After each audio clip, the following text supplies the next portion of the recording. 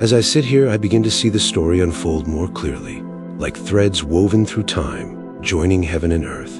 From the beginning, God was speaking, not only through his words, but through his patterns, through his rhythms, through the pictures hidden inside the life of Israel.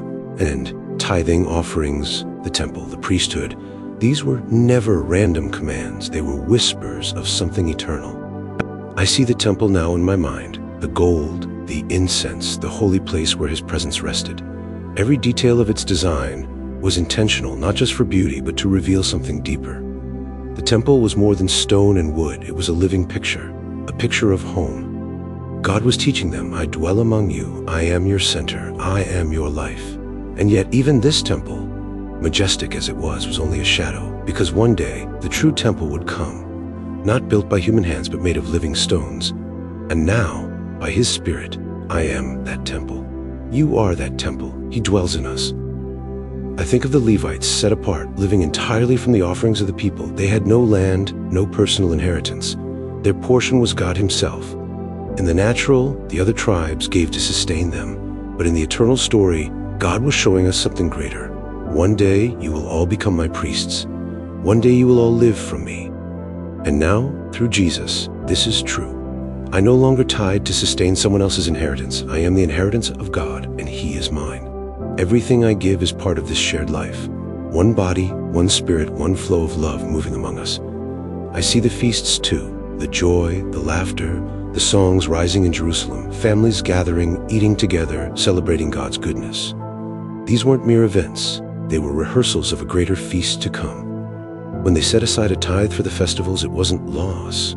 It was God teaching them something vital. Giving leads to joy.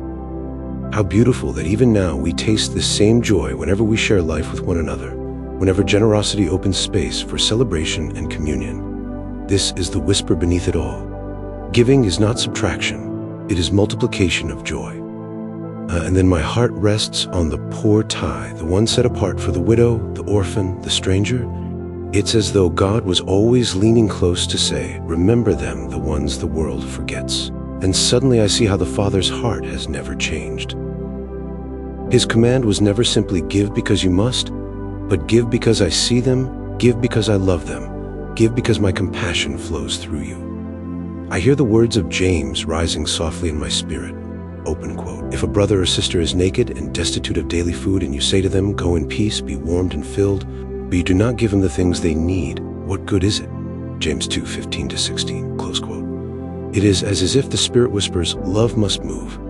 Real love has hands, real love has feet, real love has a flow. But still, even here, God was painting shadows of a greater reality to come. Because when Kaz came, he didn't just reveal God's generosity, he became it. Jesus is the true first fruits, the offering laid upon the altar. Jesus is the greater Levite, our eternal high priest. Jesus is the living temple, God's presence in flesh. Jesus is the Passover feast where we now taste eternal joy. Jesus is the heart of the Father made visible, compassion in motion. And when he gave himself, he gave not out of obligation, but out of love. For God so loved the world that he gave. John 3:16. I pause here because this touches me deeply. Jesus didn't give to earn the Father's love. He gave because he was the Father's love.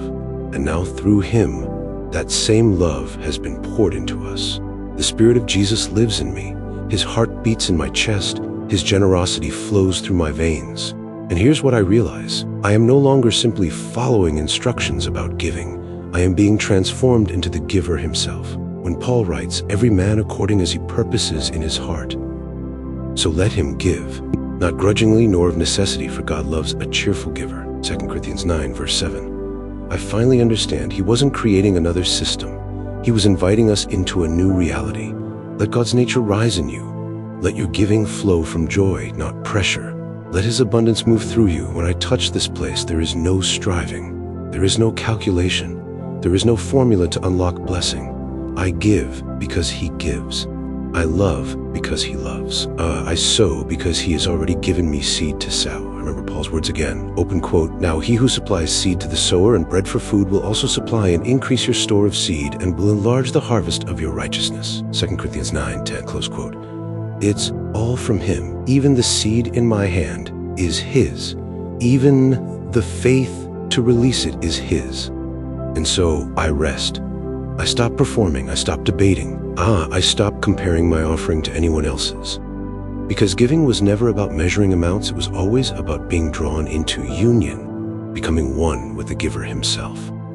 I lean into this truth, and it changes the way I see everything. What was once obligation has become freedom.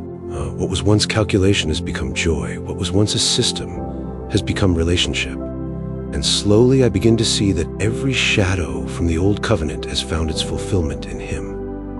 I no longer give to sustain the temple. I am the temple.